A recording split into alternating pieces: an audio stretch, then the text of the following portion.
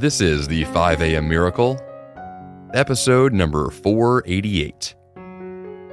The top 37 sleep strategies, supplements, and wearables.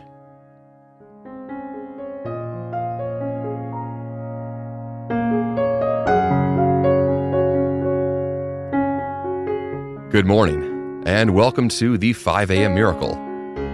I am Jeff Sanders, and this is the podcast dedicated to, well, sometimes going to bed. My goal usually is to help you bounce out of bed with enthusiasm, and technically, if you get great sleep, well, that's the bedrock foundation of being able to wake up with all that energy. Now, in the episode this week, I'm going to break down a few dozen or more effective strategies for getting the best sleep you can get. I'll also discuss my list of personal sleep strategies that I use every single night. And, this is a bit controversial, why sleeping naked may be in your future. That's right, let's get to it.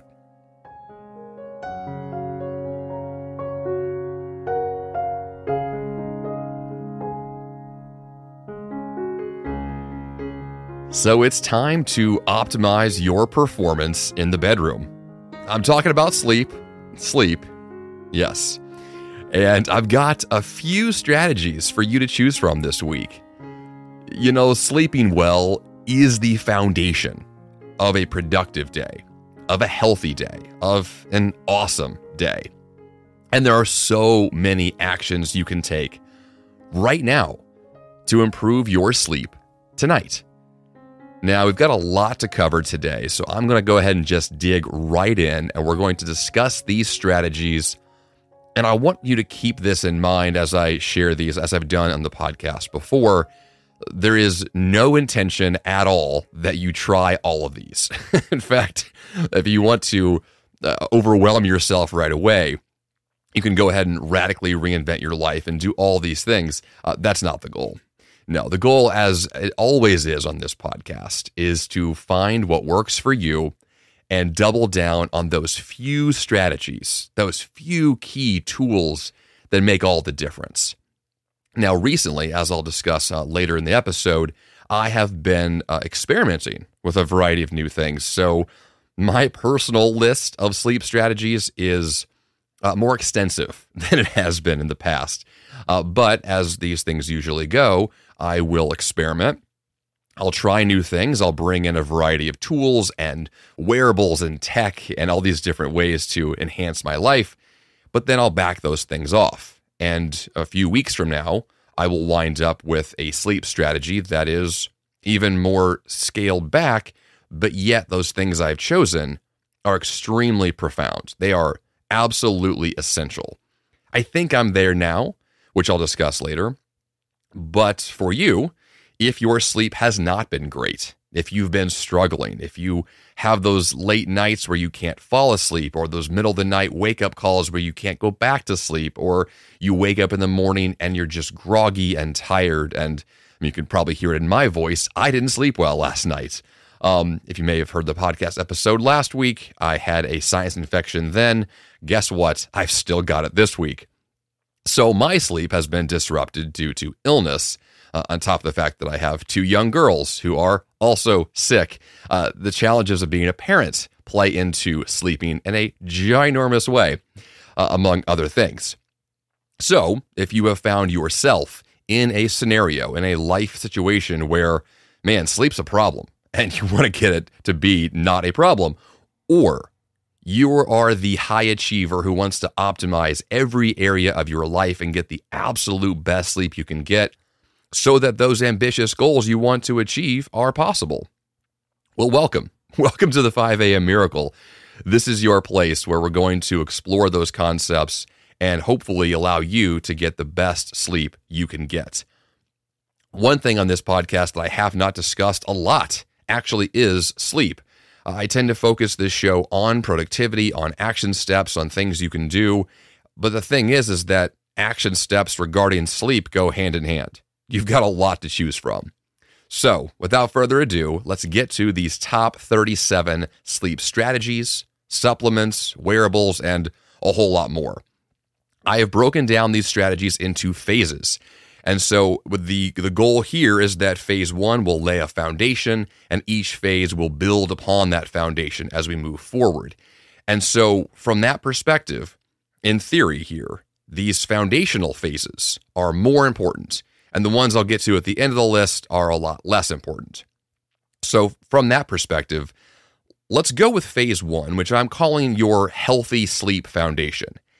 From my perspective, and this is actually something that I do quite a bit, where I'll get an email from a listener or someone who's read my book, and a very common question is, well, Jeff, and in fact, just recently I got this email from someone in South Korea who is studying for a big exam and is having a lot of difficulty squeezing in the time for the study time before and after work in order to guarantee that the healthy habits are in place, the productivity is in place, but also how do you sleep when your life is extraordinarily busy? And the advice I gave to this student, and the advice I'm going to give to you, is that sleep is more important than those productive actions. Your healthy foundation, well, it's a healthy, productive foundation, which means your productivity is based on your health. This has been a pivot I've made in this podcast in the last 4 years or so, is a shift to the healthy productivity stance. And that's what this show is all about. And so from that perspective, if this student in South Korea wanted to essentially cut back the hours of sleep per day to make more room for productivity, more room for study, for work, for personal goals, even running and exercise. And my advice right away was, no. We need to back this up. Your sleep is the thing that will make everything else easier, better, and more effective. Cutting sleep in the name of productivity is not only a temporary solution, it is almost always the wrong solution. I'll make that very clear here. Cutting sleep is not what we're talking about at all. The number one thing we're focused on is quality sleep that's enough for you to function and be your absolute best. From that perspective, we're all a little bit different. My wife requires more daily sleep than I do, usually to the tune of at least an hour or more per day than I require. Now, I would benefit from more sleep, sure, but she actually functionally needs more than I do. So everyone's a little bit different here. What I am definitely not recommending is you cut back on this extraordinarily healthy foundation in the name of goal achievement. So from that perspective, what I have found to be the most profound thing you can do for your health is, of course, your 5 a.m. miracle that sets the tone for the rest of the day that will then lead into your evening routine and your sleeping. So whenever I get the question of, well, Jeff, how do I improve my sleep? How do I fix my sleep cycles that are off? This is the big one, right? You're going to bed later than you want to. You don't feel your best. You feel like you just can't get into a rhythm, a healthy set of habits, a routine that actually creates that cycle of health and sleeping that you want. The number one piece of advice I give is to wake up early, or earlier than you usually do, with the intention of doing some cardio exercise first thing. Yes, I am biased towards trail running. I'm definitely biased towards cardio exercise in general. However, the one thing I've seen across the board is that those people who emphasize a cardio workout as their first activity in the day will regulate their hormones and their sleep cycles throughout the day so that when sleeping time shows up that night, you're ready for bed. One thing I've noticed with myself is that, I tend to drink a lot of coffee.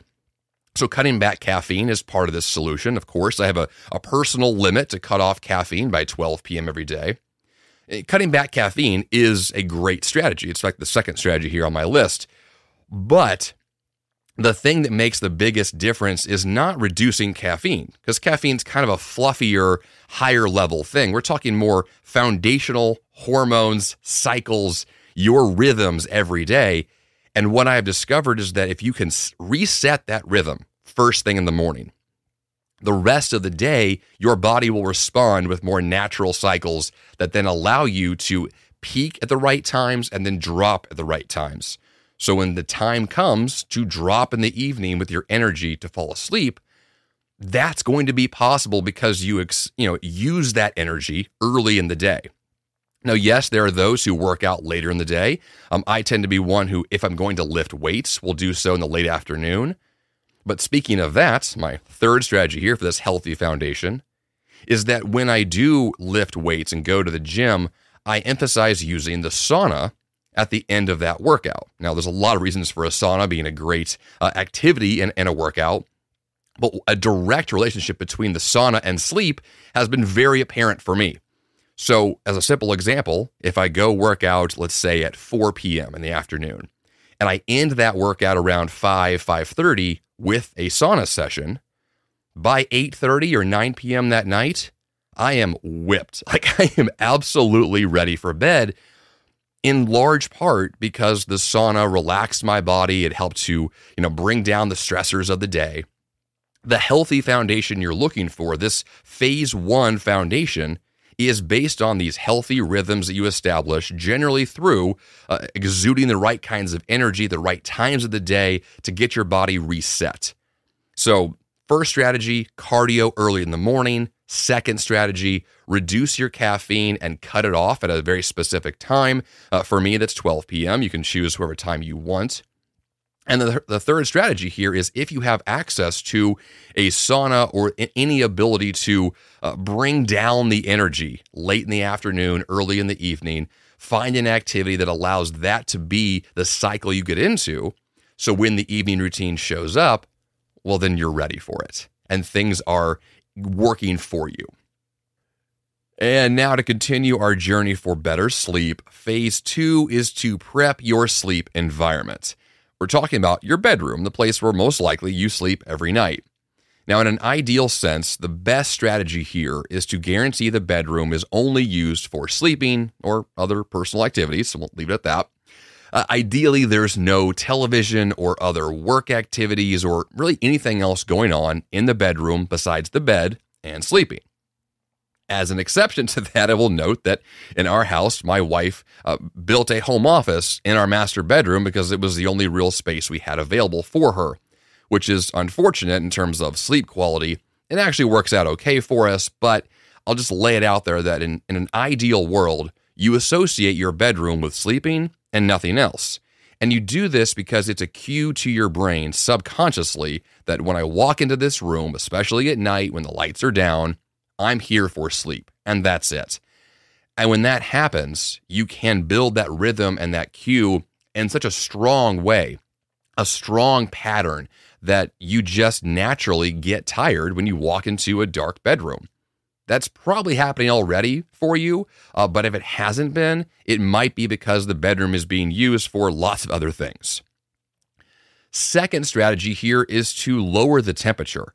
I'm a huge fan of having a cool temperature at night. The temperature in our house is set down pretty low. I have a small window air conditioner in my studio, so they keep this room I'm in now cool every day. I really like it cold. My wife does not, so there's a battle there. It's the most common battle between spouses I've probably ever heard. But generally speaking, a cooler temperature at night in the bedroom will allow you to sleep deeper and better. Next strategy here to prep that environment is to use blackout curtains or really anything that would eliminate light sources. We're talking even alarm clocks that might be too bright or any electronics of any kind. Hopefully those are either turned off or they're not in the room or they have been darkened as much as possible. Blackout curtains have been essential for us, especially early in the morning when the sun rises before we want to get up. If you're an early riser who gets up before the sun comes up every morning, then blackout curtains may not be necessary. However, you may have street lights or other light sources outside that might cause problems. So blackout curtains here are great. The next thing that my wife and I have loved, Tessa especially has loved for so many years, is a thick or weighted blanket. We love our weighted blankets so much that if we sleep anywhere else, go to a hotel, go to the grandparents' house, whatever the case is, we find ourselves struggling to sleep because the blankets feel like nothing. They feel like air on top of us instead of this thick, heavy, just comforting feeling. And that really does help you to sleep better when you have that sense of being very cozy. It probably goes back to, many years ago when you were in the womb and you were warm and cozy and curled up and that sort of feeling. That's basically what you're going for.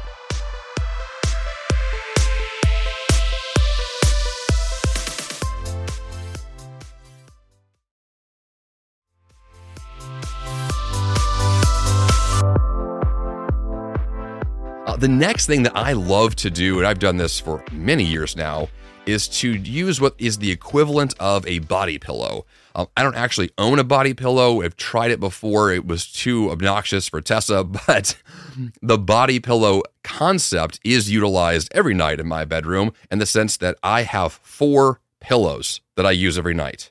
That's right, 4.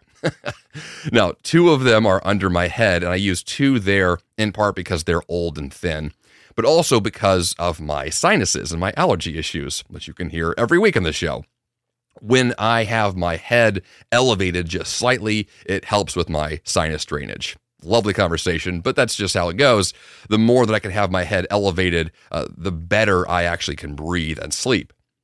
But then I also use a pillow between my knees because I don't like my knees touching at night. It's a personal preference here. And my 4th pillow, I actually squeeze and hold on to like a person, that body pillow concept. And so I wind up with 4 pillows every night, and it's really kind of clunky combination in the bed. And between that and the big sheets, there's a lot going on. It's kind of messy. But once I get comfortable, all of these things add together, and I just fall asleep and I'm out. And it works great. So if you have not utilized some of these key things like a weighted blanket or a body pillow, it's fantastic. Now, the next strategy is actually not necessarily about your sleep environment, but more about your mental environment for sleeping. And by that, I mean, if you're anything like me, you get ideas and you have stressors or fears or thoughts or worries or to-do lists in your brain that cycle through all night long. And you may find yourself unable to sleep because you can't turn your brain off. This is a very common issue. And one thing that I did years ago was add a notepad next to my bed with, pen and paper so I can write down ideas right there because it's going to get that idea out of my head and onto paper, and I can stop thinking about it knowing that tomorrow morning I will get to it. Now, you may think, well, I'll just use my phone. Why can't I just type in my notes digitally, Jeff? Okay, the phone next to your bed is probably the worst faux pas for sleeping in our modern world. I have not had my phone next to me at night for over a decade. The phone next to you at night is going to be the worst distraction, the worst potential subconscious distraction that I can imagine. It could light up, it could make noises, it could vibrate, it could also just be this source of potential sleep obstruction. My recommendation is to not have your phone in the bedroom at all or have it very far away from you so you can't get to it easily on purpose. My phone is actually turned off at night and it's charging in my home office far from my bedroom. That's what I do. Have done it for years. And I do so on purpose because I don't want that phone available. I want to have a distance, both mentally, physically, emotionally. I don't want my normal work life or communication, right? The pings and dings and rings of emails and texts and all those things. I don't want that while I'm sleeping. If you can pull that off, that's a big one. Now let's shift to phase 3, which is your evening routine. So we've laid the healthy foundation of exercise and limiting caffeine. We've prepped your sleep environment so your bedroom is really well suited for sleeping. But now it's the end of the day. You finished your work for the day. You want to wind down, prepare for sleep so you can actually fall asleep well. What does that include? Well, most people, if you don't do this already on purpose, it's helpful to intentionally dim the lights in the evening. So usually a set time for my wife and I, it's actually when our girls go to bed, right? They're usually in bed by 7 to 8 p.m., somewhere in there. And so by about 6:30, I've already turned the lights down in the house. Now, it could still be sunny outside, which is kind of a problem in the summer, but we have to prepare our girls to go to bed earlier than we do. And so I need to use these same strategies for them that I do for us. So dimming the lights is a big deal to begin that evening routine process. Once the lights are dim, in this case, my girls are asleep, and so my own routine is kicking in, I always take showers at night. I've done this since, I don't know, maybe I was a kid. Nighttime showering has always been my thing. I know that most people do the morning shower, and that is their thing. I don't understand it. I am like mind boggled that someone would go to bed without a shower because it's just been so baked into me for so long. Like, I want to feel clean when I get into those sheets. It's just a personal preference, and I don't feel clean unless the shower has happened. And so for me, a shower is a cue for sleep. It's another example of something that when I get into that shower, that usually very hot shower and then cold afterwards, it allows me to then go through that cycle of the day is ending. Let's make this happen now. Likewise, when I take my nighttime shower, I will also go through a process of taking my contacts out of my eyes and putting on my eyeglasses that I only wear in late evenings and very early mornings. My glasses have become a cue for sleep as well. Because I wear contacts all day, putting on my glasses is another subconscious cue that the day is ending and sleep is coming. Right? You can see the pattern forming here. We're trying to enact all of these cues that tell our body sleep is approaching. And the more of those cues that exist, the more likely your body is to calm down on its own without the need for sleep aids or other supplements, which we're going to get to next. But on this topic of glasses, a lot of people will lean on the blue light blocking glasses that you intentionally would wear at night to block the specific kind of light from your technology, TVs, computers, phones. They do work. They are effective. I find them to be obnoxious to wear, and it makes everything yellow, and it's really weird. And so I personally I can't wear them. They just annoy me too much. And so I skip that step in the process. If you like your blue light blocking glasses and it works for you, those are very effective to help you prepare for sleep. But of course, the better strategy here is just turn off the electronics. Just turn off the phone, turn off the TV, put the computer away. When those things happen and the technology is not available, then your body can actually begin the process to allow sleep to happen. So your last kind of activities in the evening before sleep is going to take place most likely would include something that's much more calmer, that's non-technology based. Could be reading, could be yoga, could be meditation, whatever it is you want to do to simply acknowledge technology is gone, sleep is coming. Phase 4. Let's get to those supplements now, those kind of sleep aids or other things that might be beneficial to give you that extra assistance.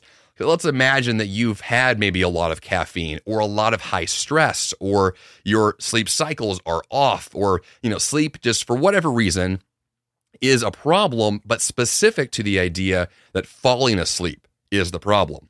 One thing that I've been trying recently is a supplement called Deep Sleep from the Fusionary Formulas Company, which was actually founded by one of my past podcast guests, Shivani Gupta.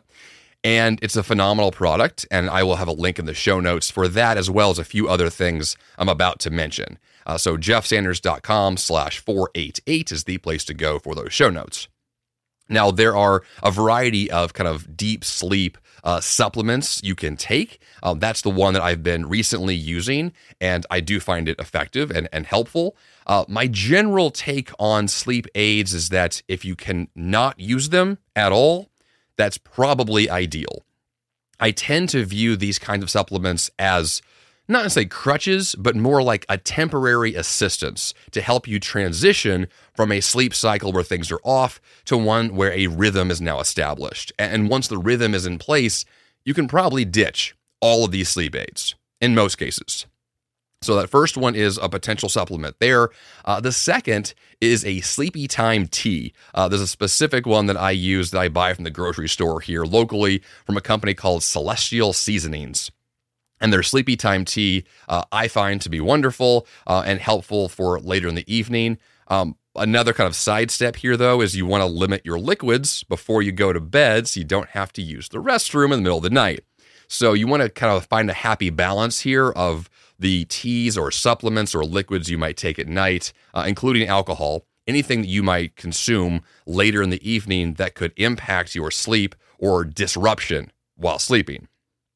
Along these same lines, there are sleep essential oils. I've never actually tried these, but I have heard good things from my neighbor across the street. I know that sleep essential oils are a very effective thing for certain people, so that may be my own personal next experiment. Now, if we go beyond kind of those natural solutions, right, the supplements or the teas or the oils, we then enter into the area that I think is potentially more risky, which are your like prescription-based or over-the-counter medication sleep aids. The things like Tylenol PM, NyQuil Z's, even just drinking alcohol in general. People tend to lean on these types of solutions to counter the stimulants from earlier in the day. These things are all depressants, right? They're intentionally depressants to bring the body down, alcohol included. And so if these things are part of your daily rhythm, you are training your body to basically need those depressants to bring your energy down. And in an ideal world, that's not going to be the case. You're going to be able to use those strategies we discussed earlier of early morning cardio and later afternoon kind of sauna or strength training. You find those natural rhythms that help you to fall asleep naturally. Well, the sleep aids are there for you when things just suck, right? If you just really can't make it work. I have personally used Tylenol PM and NyQuil Z's and alcohol. I've tried all of these things in a variety of combinations to figure out what works for me personally. And I think that's really what this is all about. This is very personal. How you respond to medication or to other drugs, it's a very personal thing. My wife is much more sensitive to these things than I am. I have a very high tolerance. So for me, I can take quite a bit and feel basically nothing. Now, having said that, I know for me, Tylenol PM is extremely strong, and I no longer use it at all. I find it to be not only too difficult to use, but I'm extremely groggy the next morning. I just cannot wake up. So it's just usually never worth it. On the other hand, NyQuil Z's is the one that I do tend to use on occasion, in large part because it's a liquid-based medication, and you can customize very clearly how much you want to take. So I can take a very small amount if that's all I need. It also is not habit-forming, which is extremely important. All right, we're not talking about addiction here. We're talking about a non-habit-forming supplement, essentially, that you can take to assist you on a temporary basis if it's needed. I have used these things quite extensively while traveling. Last summer, I took this long trip to Australia, 16-hour flight across the ocean. Yes, I used sleep aids on the plane, and yes, it was effective. So I'm not here to tell you that sleep aids have no place in your life, but I am here to say that these things are potentially dangerous in that sense that you might find yourself addicted to them or feeling like you need them to fall asleep every night. And that is not the goal. From my perspective, there is a place for these things in the world, but you want to be very intentional with those choices. The last category here in terms of supplements, I kind of tossed this one in, which is basically protein. I eat a protein bar, usually it's a Cliff Bar, that I take later in the evening. Most people, dietitians and nutritionists will tell you that eating late at night is bad for weight gain and bad for your sleep. What I tend to find, at least for me, is that if I have a Cliff Bar, a protein bar, before bed, I fall asleep faster. My body will send blood to my stomach and think about digestion, and I'll stop thinking about whatever's on my mind, and I'll fall asleep, and I'll stay asleep. I use that strategy probably more than most. It does work really well for me, so if you think a protein bar could be that effective for you, I think it's worth looking into, especially if you are going to bed hungry, because going to bed hungry does tend to disrupt sleep quite a bit. I think it was last year in the podcast I discussed my experiment with fasting. And one effect that fasting has, besides weight loss and other health benefits, is that your body tends to counter the lack of calories with more adrenaline. Your body will tap into your adrenaline to give you energy to continue to function. And adrenaline and sleep do not go well together. So if you have fasted for too long, or you have not eaten, or you're hangry before bed, sleeping's going to be difficult. So Make sure that's addressed well with a solid dinner. Phase 5, wearables and technology. So now let's get to the things this is where I look weird when I'm sleeping. And I'll explain that. So I use a variety of wearables now. Not all of them will stick around forever, but these things are really cool if they work well. All right, your first wearable is the most common thing you've probably heard of or use yourself, which is an eye mask. I love my eye mask, and it has become, I would say, is probably the most essential thing that I do every night is guarantee I have my eye mask for the same reasons that I have the weighted blanket. It's a comforting feeling now, right? I have gotten so used to that idea that there's something on my eyes. Without it, it feels like my face is naked, right? It doesn't quite work for me. So an eye mask, obviously will block out natural light and other artificial lights, and it will allow you to stay asleep longer.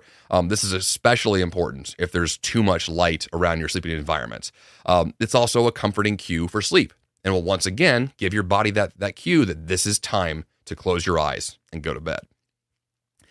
The second technology strategy that I've been using now for probably the last couple of years is not only the fact that I have 2 alarm clocks, but I also have both alarm clocks on the opposite side of my bedroom in places where I cannot see them or reach them from my bed. This is going to sound a bit bizarre. It's probably the most kind of weird thing I might do, maybe. No, there's more weird things coming. Don't kid yourself. So the first alarm clock that I have is set across the room. It's actually one I'll have linked in the show notes. That's a sunrise alarm clock, so it actually glows and gets brighter as the alarm's about to go off. That's not effective whatsoever if you're wearing an eye mask because you can't see it. So it doesn't make a bit of difference. But if you don't wear an eye mask and you want to use those glowing alarm clocks, they are really great. I did use those years ago for that purpose, and it's highly effective. My second alarm clock is a backup one. Both of these, by the way, are battery powered in case the power goes out. And I have another one across the room as well, just to make sure that I got up when I said I would get up. Having 2 alarm clocks is a big deal if you are the kind of person who just tends to hit snooze or ignore the clock. Speaking of snoozing, you can't snooze an alarm clock if it's not right next to your bed. So if you have a problem with snoozing, moving the alarm clocks away from the bed really far works very well. And then the second component there is, I also said that these alarm clocks are so far away I can't see them. Now, I said before, I wear contacts, right? My vision is not fantastic. So if I don't have contacts or glasses in at night, because I don't, I can't read the time. Which is interesting. This is something I actually started probably a year and a half ago, which is that I'm intentionally positioning the alarm clock so I don't know what time it is. My ignorance here is bliss. If I don't know what time it is, I can't keep track of how long I'm not sleeping. One thing that I have seen, I know for myself, my own habits, is that if I can see what time it is, I'll think about what time it is. And then I'll think, my gosh, Jeff, it's already 12:30 in the morning and you're not asleep yet. Oh man, it's 1 o'clock and you're still not asleep yet. Right? If those are the thoughts going through your brain, you can talk yourself out of sleeping. That's not helpful, right? The opposite, though, has worked wonderfully for me, which is if I don't know what time it is, I'm not thinking about the time. I'm just not. I'll think about other things, but not what time it is. And because of that, I sleep better. I guarantee you that I have improved my sleep based on that one strategy alone. 2 alarm clocks, far away, can't touch them, can't see them, but they do exist. That's a big one. Next tech we have in the bedroom that my wife and I have used for a long time is a white noise machine. This is another thing that's a cue for sleep. It's also one that has helped a lot with kids, a lot, which is to block out other extraneous noises in the house. If you have a creaky old house or your neighborhood's loud, whatever the case may be, a white noise machine will block out quite a bit of background noise. And for me, that's become essential to sleep, something that is now very hard to sleep without. So it's a crutch, absolutely, but I love it. Next strategy is one that Tessa uses that I don't, which are earplugs. I find earplugs to be extremely weird. I don't like things inside my ears ever, including in-ear headphones. Earplugs, doesn't matter. I don't like it. I hate cotton balls in my ears to clean them out. Like it's not even a thing I like. So for me, I don't use them. but Tessa uses them whenever she's trying to block out the noises of our children while I'm watching them in early mornings or late at night. Her earplugs work great for that. The next thing that I added a few years ago was a HEPA air filter in the bedroom. I'll have a link in the show notes for this specific model that I use. I actually have this exact same air filter in my girls' bedrooms as well as in my home office, a bunch of these things, because I have bad allergies. My sinuses tend to struggle quite a bit. But I saw a direct impact from the day before I used this air filter to the very first night that I had it next to my bed for sleeping. It absolutely improved my sleep because I could breathe better. Breathing well at night is crucial. And this is what we're going to get to. These next few strategies are all related to this topic. The air filter is such a big deal if you have not previously prioritized air quality. I recommend that you do. And an air filter is essential for that. Along those same lines, I also want to improve my ability to breathe through my nose. I did discuss previously in the podcast the fact that I use mouth tape based on the book Breath, which I will also link to in the show notes. And that book really emphasizes the fact that nasal breathing is extremely good for you, and especially at night. If you can guarantee nasal breathing all night long, you will have so many more health benefits because of that. And I have done this now for the last two or 3 years. So I use a tape, which I'll also link to, that I block my mouth so I can't breathe through my mouth at all, unless I choose to. You can override this. You're not going to die here. Initially, you'll have some fears. Don't worry. You'll overcome this and figure it out. But the mouth tape thing is, once you get used to it, it works really well. And breathing through your nose becomes such a big, important, and helpful thing. Now, another thing you may run into if you're trying to breathe through your nose and you can't, if you're struggling here, I bought a device called the Hail Breather or Hail Breathing Nasal Device. This device literally is a little piece of rubber that you stick up into your nose and it widens your nostrils. I just hit the microphone. It widens the nostrils so that, I wish you could see me here on video. I'm getting really weird. But you put this thing up in your nose, it opens up your sinuses, and for me, I absolutely can get more airflow through my nose. This is especially important if you have sinus problems or drainage or mucus or all those really nasty things we have in our brains. This can open that up. I'm not going to argue it's the most comfortable or it's really made for everyone, but I think it's definitely worth checking out if you think that will be helpful for you. I now use it every night, and I think it works really well. So the combination here of a great air filter, my nose being literally opened up physically, combined with mouth tape, there's a lot going on to encourage me to breathe through my nose with very clean filtered air. Okay.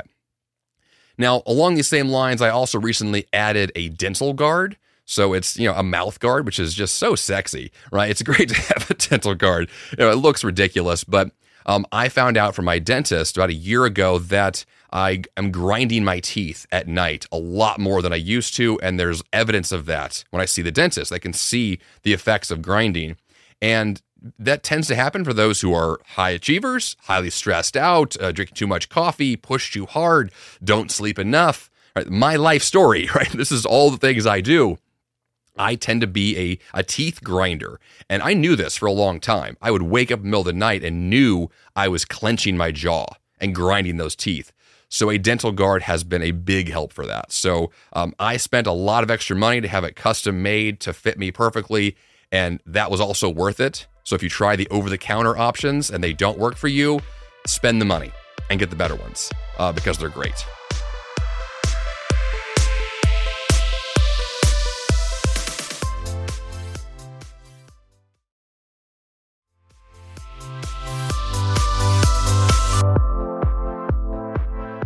Okay, having said all of that, there is one final tech piece that I have just recently, that Tessa and I have just installed in our bedroom last 2 weeks ago, I think, and it's a grounding mat. If you've ever researched grounding or earthing, as it's called sometimes, you may be highly aware of this. It's a simple concept that if you put your two naked feet on the earth, that you are connected to the earth in a way that you otherwise would not be by modern rubber shoes, or, if you're in an office building, you are disconnected from the earth. There's a documentary I'll also link to in the show notes that inspired Tessa and I to purchase these grounding mats and other accessories from earthing.com. It is the place where we bought these materials, and it's one where it's designed to, in theory, have you connected to the earth, and some of the benefits that are discussed. I can't actually say that these things are true for me, but what others have said is that grounding helps them sleep better at night, that they have fewer aches and pains in their body in the next morning. I'm not going to be the big fan here at this point in time because we just started using it. And honestly, I've been sick, so I don't know if it's been that effective. If I get some better, more clear results, I'll discuss that in more detail in the show. But this is an area where I'd like to hear from you. If you are more of an expert in grounding than I am, or you have a positive experience, or you have evidence that it doesn't work at all, I would like to hear that. So email me, jeff@jeffsanders.com, and I will publish an update on the show about that topic because it's one that I think has a lot of potential if the benefits are real and they actually work. It may be more subtle and you get these effects over time, but either way, what it practically looks like for us now is we have this, what looks just like a black sheet that is draped across the lower half of our bed, and then our skin will touch that at night, and we are grounded because that mat is literally plugged into the outlet in our bedroom, attached to only the ground part of the outlet. In the US, it's a 3-prong outlet. 2 of them are for power, positive and negative charge, and the ground is the other one. Well, this connection only goes to the ground. And so then you are getting this direct connection to the earth wherever you happen to be plugged in to the wall. It's a really interesting concept and one that I want to learn more about going forward. Okay, now speaking of being in bed and touching your skin to a mat, phase 6 is your clothing choice, or lack thereof. So this is probably right after Tessa and I got married. I read a blog post, a random article about the possible benefits of sleeping naked. And I got super excited about it, and I immediately tried it out that very first night. And man, was it weird. It was super weird because I had slept with clothes on my whole life, and to all of a sudden have no clothes on in the bed. It was weird. There's a lot of detail I could go into that I will not. But let me just say that if you have never experienced naked sleeping, I want you to try it. That should be your action step this week. Tonight, when you go to bed, do your best to try this out. You may have to make some adjustments. I'm not going to go into more detail. I'll just stop here. But let me just tell you, sleeping naked has been essential for me. I have slept naked for more than 12 years since I read that random blog post. Is it actually necessary? I don't know, but I like it, so I do it. So if you want to try it and it helps your sleep, go for it. Now, my wife does not do this. She wears actually quite a bit of clothing at night. Long underwear is her favorite clothing of choice, along with some big, loose, fluffy socks. So she is much more bundled up than I am, very clearly. But the clothing choice here is a big deal because you don't want the clothes you choose to wear or clothes you choose not to wear to, once again, disrupt your sleep. The goal here is to find the things that cue you to say, it's time for sleep. I can get into a deep sleep. I'm going to feel fantastic tomorrow morning. So what does that look like for you? And can you make some adjustments that might allow that to be possible? Okay. Finally, phase number 7 is to actually go to sleep. Now, what's interesting here is I was talking to Tessa about this topic quite a bit, which is why you've heard lots of advice from her in the episode this week.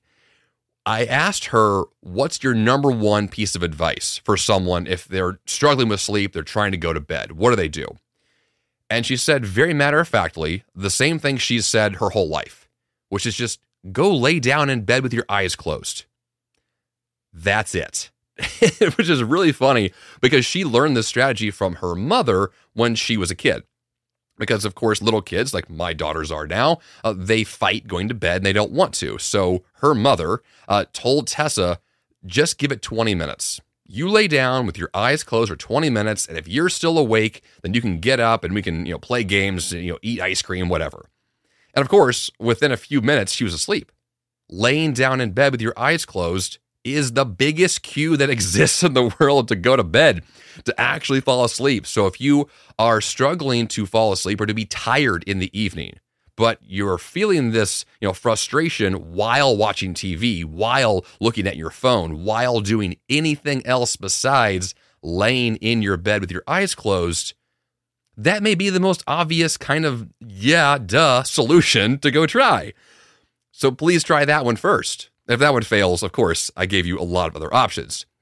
Now, another strategy that Tessa has loved recently is using sleep stories from the Calm app specifically. That's the one that she is obsessed with. And so she goes to bed before I do every night. And so if I sneak in there a few minutes after she's gone to bed, I will hear these stories playing in the bedroom, right? Usually it's some of the Scottish accents and a really cool voice. And they're speaking these very slow stories with the intention to lure you into sleep so that you won't actually hear the end of the story because you fell asleep to this lovely, slow, nonsensical, just banter. And that's pretty effective. Sleeping podcasts are some of the most popular podcasts out there. If you've never listened to one, I will try to find the better ones that I know of. I was actually a guest on one of those shows a long time ago, but there are quite a few podcasts that exist now that are specifically for, hey, let's go to bed now. Let's just listen to some stories and distract yourself from whatever has been going on in your brain. Now, along that same topic, one thing that I did without realizing it for many years was I would watch cartoons late at night, and then I would fall asleep better. And I didn't realize what was going on until years into this. Specifically, I would watch Family Guy, which is a really dumb, raunchy TV show that everyone's probably aware of at this point. But Family Guy, being what it is, was the perfect transition between, the workday, the stress, the activity, the to-do list, all these things that matter to me, to all of a sudden watching something that is completely ridiculous, that is silly, that is inconsequential, something that is really just, it doesn't matter what's happening on this screen. And it was enough to take my mind off of the day and go to bed feeling completely fine. Oftentimes what we need is a disruption. We need to break that cycle that's going on in our heads and in our bodies to shift us from that, very on mentality all day to the very low key mentality while sleeping. So whatever is going to help you make that transition, in these really soft and easy ways is going to be great. This last strategy here is one I have never found success with, but I know others who have, which basically is visualizations. You will intentionally think about the things that these sleep stories might tell you to think about, which would be, a river slowly flowing down, and there's a mountain, and there's, nice flowers. You visualize anything that's just soft, easy, fluffy, whatever is going to help you go to bed well. The process here, once again, is to make this very clear transition from the uppity up of the day to the very low key at night. That's it. So I just, without you realizing it probably, just gave 37 different sleep strategies. There's quite a few here you probably have not tried. Quite a few here you probably do not need. Quite a few here that probably will backfire on you when you try them. Awesome. I'm all for that because experimentation is how you discover what works best for you. So pick any of these things and see what happens. Also, this is pretty obvious too, I may have missed some. And I would love to know what those are. If you have a sleep strategy that has been rock solid for you, tell me about it. Once again, email me, jeff@jeffsanders.com. Having said that, let's now get to the final section, which is my personal top 10 favorite deep sleep routine.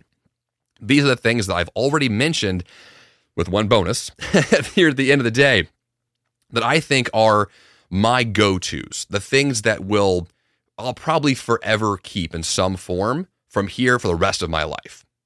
Number one on my routine is a nighttime shower, my biggest cue that the day is ending. Number two is a cool temperature at night. That is essential for me. If it's not cool, I'm not sleeping. Number three is a dark bedroom. Number four is a white noise machine. I have found that to be critical to make sure that I am not hearing any distracting sounds. Number five is my big heavy blanket that I just love for comfort. Number 6, my 4 pillows, which is a bit ridiculous, but I still love them. Number 7, sleeping naked. There's that one. Number 8 is the eye mask. Number 9, my mouth tape, which is probably the most controversial and challenging for most people, but also the one that I think has some of the biggest impacts. And finally, number 10, dun, dun, dun, dun, is my leave-in conditioner for my beard.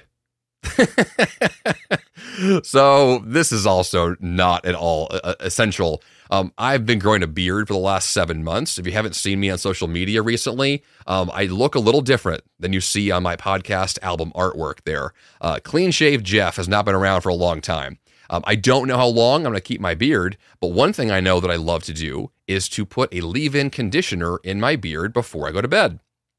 It has become awesome, not just because it makes my beard softer, which is lovely, but more importantly, it smells nice. So what I've discovered while using this conditioner is not that I need my beard to be softer or need to do the activity of applying a conditioner before I go to sleep. What I have found is that the lavender scent that is in the conditioner has now become a cue for sleep as well. This is mind-boggling to me how many cues that I have. While putting together this script for the episode, I was really amazed at how many intentional and unintentional sleep cues that I've baked into my life. There are so many. You have a ton as well. And the more of these that can exist for you, the more likely it is that you're going to have the cues you need to go to bed and fall asleep and stay asleep and sleep well and hit your REM cycles and wake up tomorrow morning feeling refreshed, ready to go. That's the intention. That's what all of this is about, so that your 5 a.m. miracle can exist and be amazing. It can be the thing that I have been pitching on this show for almost 10 years. This idea that you can bounce out of bed with enthusiasm, have all this amazing, extraordinary energy to tackle your lifelong grand goals. Yeah, I say all that stuff every week because it's true. All of that is possible, but the big but here is that it's based off of this foundation of sleep. And if you don't have it, you can forget the rest of that stuff. Honestly, just forget it. Because if you've ever had a day where you woke up with 1 hour of sleep, how'd that day go for you, right? It's terrible. No one likes that. That's why international travel is so challenging. It's not because being in an airplane for a long time is hard. It's because you haven't slept. That's the thing that's hard. When sleep is baked into your life, everything is better. And I mean everything. Your health, your productivity, your goal achievement, your attitude, your hope for the future. Like everything gets better with awesome sleep. So use these strategies, pick what you want, make it work for you. And I'll say this again because I need to say it again. Email me your ideas. Jeff@jeffsanders.com. There we go.